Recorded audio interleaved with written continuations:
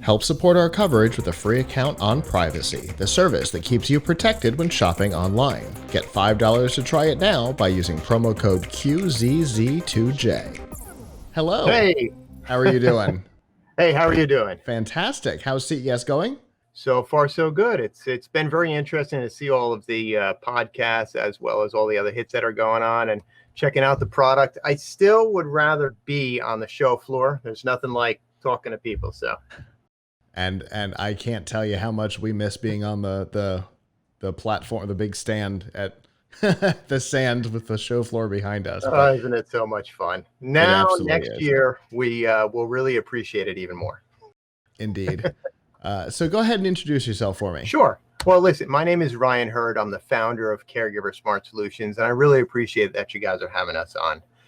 What we do, basically, to make it simple, is we give it Caregiver Smart Solutions gives the average American the ability to monitor their aging loved one as they age in place, right? Okay. At the end of the day, we all have mom and dad that we care about, and we want to make sure that they're okay. Okay, and how do we do this? Because I see in your brief here, the thing that popped out was the words "no cameras." Yes, no cameras. I mean, listen, we want to retain independence and we want to retain their dignity. Think of it like this.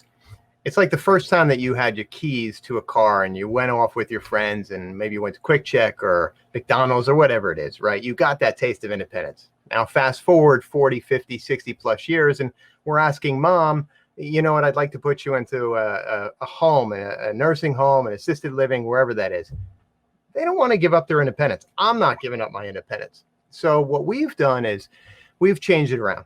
Everything in the market is reactive. It's some kind of wearable, and we're betting the farm, and we're saying, Mom, Dad, if something happens, I need you to push the button. How about if we think about it a different way? Why don't we become a little more proactive? And that's what we're doing. So Caregiver Smart Solutions, we're using tiny non-invasive sensors. Matter of fact, let me show you. Can you see that? Absolutely. All right. So this is a quarter. This is our sensors. We have the smallest sensors in the market, and they run on little CR23 batteries, and they last a couple of months, even up to a year. There you go. And you mount these sensors throughout the house. Here is our core kit. So you start with the core kit, and it covers a typical 2-bedroom, 2-bath house. And what it's doing is it's feeding information to an app. Let me see if I can show you. Can you see that? Yeah. All right. So through the simple use of an app, you see how your loved one's doing. Now, this is my house because of HIPAA compliance, but it gets the point across. You can see right now, it's 42 degrees outside. Inside, it's 65. Relative humidity is 33. So you know the environment is fine. So I know mom is doing good. We're also looking and, well, kids' playroom. People are moving. I've got 3 young kids, and we're doing that whole digital home thing, and they shouldn't be in the playroom right now, but we'll talk about that later. But you can see things like they're in the kitchen, they're moving around, the side door is open, the master bedroom, bathroom, and then you can drill down. Right, so you can see somebody has showered today. On average, over the last couple of days, it's 2 times a day. It's all about information. And looking at the app, green is good. So I guess the best way of explaining it is if something's amiss, we'll send you the information. So you start with wanting to know what is the basic information. Did mom get up? Is she moving around? Is she making her coffee? Is she sitting in front of the boob tube? Great. But if something's amiss, you're going to know. So for example, let's say mom goes to the bathroom twice a night. Okay. Now all of a sudden she starts going to the bathroom 2, 3, 4 times a night. Well, that's a problem. You want to know. But you know as well as I do, you're going to call mom up. You're going to ask her, how is she doing? And what is she going to say? I'm fine. Exactly. And that's okay. I get it. But think about it like this. If you saw that in the app, now you have that conversation with mom, and now it's like, hey, mom, how are you doing? I'm fine. Well, you know, I saw you were up a lot last night. What's going on? Oh, I can't stop going to the bathroom. Okay. Well, I'll tell you what, how about after work, I stop by, I pick you up, and we go to CVS or a Minute Clinic and we get it checked out. Right. Now, the interesting thing, that's only one of three important points, right? The number one point is, how is mom doing? She's going to bathroom a lot. Okay. Well, number two, we want to take her and we want to get her medication. The doctor's going to do what they got to do, and they're going to give her something. So number two is compliance, right? That's a fancy word in the industry, but they want to know, are they taking their medication? Great. But number three is arguably the most important point. And what that is, am I seeing the expected results? Simply said, if mom's going to the bathroom a lot and she's taking her medicine, I expect over time to see her going to the bathroom less. Pretty simple. Well, with a product like ours, not only are we seeing that she's going as much as she was or she's going less, but we're also looking at, is she eating the same amount or is she eating less? Is she moving around like she was or is she lethargic? In other words, if something's not working with the medication after 2 or 3 days, now you can bring her back to the doctor and say, I think there's a problem. Whereas the old days, you would talk it out and try to figure it out. Well, now you can literally show the doctor the app and say, well, see, based on this, she's moving around less. She might be lethargic. And now you can make the best possible decision based on unemotional data. And that's only the tip of the iceberg. I mean, we're talking about things like, let's say mom opens up the refrigerator. How many times have you gone home, put the food in the refrigerator, and maybe kicked it closed with your elbow, and it didn't really close, right? And then a couple of minutes later, you hear that beeping. Happens all the time in my house. Indeed. You and I can hear that. When we talk about our aging loved ones, they have a hard time hearing that because your highs of your hearing and your lows of your hearing go. So let's say it's grandma. Grandma's a 95-year-old. She kind of closed the fridge. It's not really closed. So fast forward a couple of hours. She's been sitting in front of the TV for a while or on her iPad or doing whatever. Now she gets up to make her tea or her coffee or to make lunch. She realizes that that refrigerator is open. Do you think she's still going to eat that deli meat inside? Probably. Is that a good thing? No. Probably not. You know, when we talk about our aging loved ones, you know, we're worried about them. They have a compromised immune system. So fast forward to nowadays with Caregiver Smart Solutions. The exact same thing could happen. She puts the groceries in the refrigerator. It doesn't quite close. 5 minutes later, you get a notification on your phone that the refrigerator is probably open. So now the conversation is, hey, Ma, how you doing? I'm doing fine. Hey, I think the refrigerator is open. Could you go check it? Sure. Crisis averted. Yeah. That's only a little bit of what we do. We do a whole bunch more things, but to get you the point across, it starts with, I want to know the basics. And that's what we're doing. That makes sense. And so, because the sensor can hear things, it doesn't, get degraded hearing. Right. Like we do. Right. Exactly. It doesn't get old. I mean, listen, as we get older, I don't know about you, and I'm presuming that you want your loved ones for around as long as possible. I sure do know that I do. And we're using a bunch of different sensors. So we're looking at everything from, let's say, is mom cooking? Did she leave something on the stove?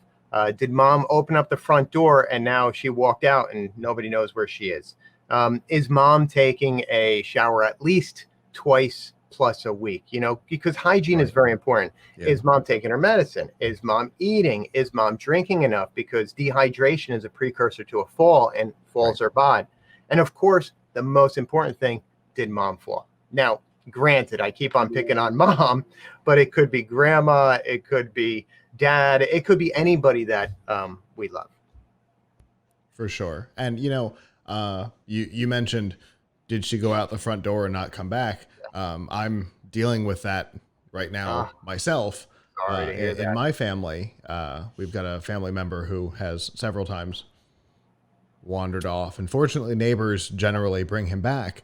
That's good. But there was one incident where he got pretty far away, and so we've literally been trying to actually one of the companies that's on in about, I don't know, about half hour.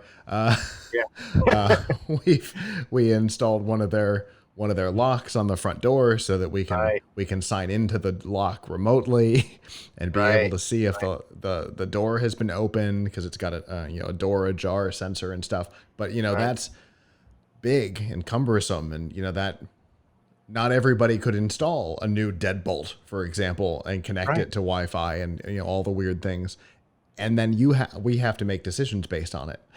Whereas Right. with this, it's kind of helping you make those decisions for you. Well, one of the best things about what we've done is, let's face it, the wearables are great, and I'm not here to knock the wearables. They have their place. The problem is I haven't seen a wearable in the industry that looks like an Apple Watch or a Fitbit. They're all Mm-hmm. butt ugly. No disrespect. The problem is when we talk to our aging loved ones, there's a couple of things with the wearables.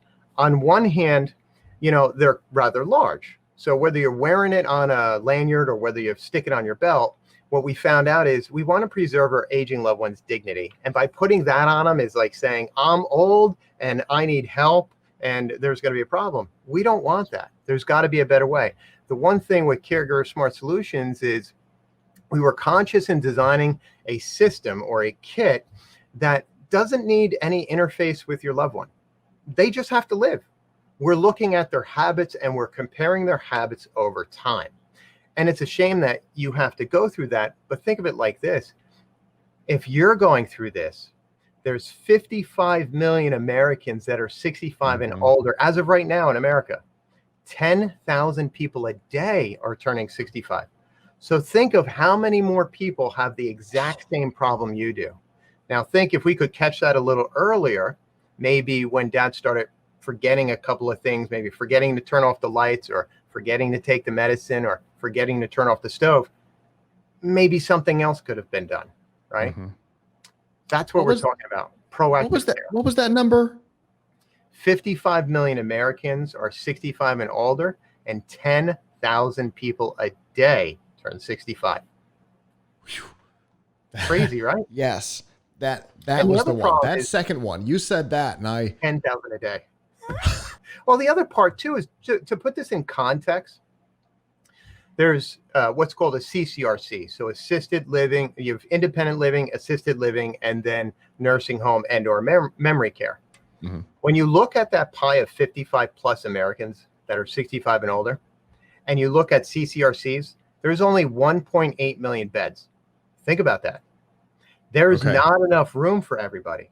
So you're forced to age in place, or a better way of talking about it is you're forced living in place. Mm-hmm. That's what we're talking about. So how do we take our environments where, quite frankly, that's where mom and dad and grandma want to stay, because maybe it's the home that you were raised in, or maybe it's they've got their community, they've got their friends. I mean, that's where they want to be. They don't want to give up their independence. So how can we make that environment just a little bit better and easier on them? Whether it's through the use of technology like Caregiver Smart Solutions, whether it's through the use of like Living in Place Institute, where you're learning about how to modify things, whether it's doors or whether it's grab bars or whether it's bathrooms and horizontal lines, so it makes it easier so you don't get vertigo. All of these kind of things are going to make our lives easier and our environment easier to age in place. Sure. Okay. Makes sense. And if people want to find out more about your company and the product, how can they do that? Number one, you can give us a call, 888-585-5022. Number two, you can go to caregiversmartsolutions.com. I'd love to talk to you. I'd love to help you. And please, check us out. Fantastic. Well, I want to thank you for coming on and talking to us today. I also want to thank you for being overly prepared to show off the product. I appreciate that.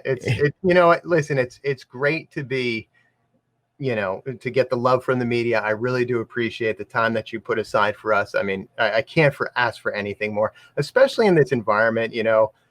Things have changed, and we're trying to retain a little bit of normalcy. Although next year I want to be on, and I want to see that normal CES background with all the sound in the back and everything. So, absolutely, we will definitely invite you to come join us on the tower next year. All right, thank. I really appreciate it. Absolutely. Have a good rest of CES. All right, you too.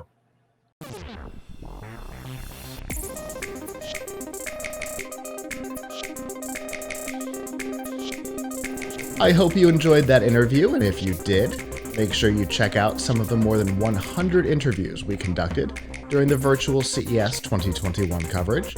And of course, subscribe here on YouTube, hit the notification bell to learn when we post new content and when we go live.